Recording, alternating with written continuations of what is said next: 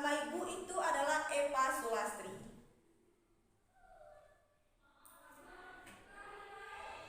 Adapun indikator pencapaian kompetensi yang pertama yaitu menentukan isi pokok dalam teks laporan hasil observasi. Yang kedua yaitu menentukan ciri kebahasaan dalam teks laporan observasi. Yang ketiga yaitu menafsirkan teks laporan hasil observasi berdasarkan struktur dan ciri kebahasaan dan isi teks laporan hasil observasi. Yang keempat yaitu mempresentasikan teks laporan hasil observasi. Materi observasi yaitu terdapat 4. Yang pertama pengertian, yang kedua itu struktur, yang ketiga itu ciri-ciri, yang keempat itu contoh.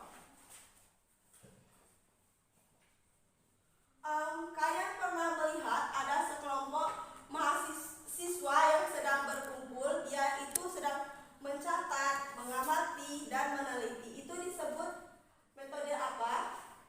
Ada yang tahu? Penelitian, Bu. Ya, ada lagi? Observasi, Bu. Ya, terima kasih kepada Sinta dan Ines. Penelitian dan observasi itu sangat berkaitan erat ya. Yang pertama yaitu pengertian observasi.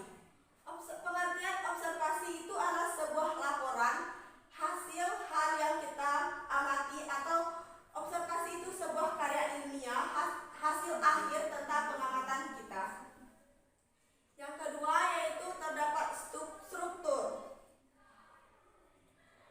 Struktur observasi yaitu yang pertama pertanyaan umum berisi definisi atau keterangan umum atau informasi yang akan kita sampaikan. Misalnya seperti asal-usul, kelas, nama, itu semua kita laporkan dalam sebuah teks observasi. Yang kedua,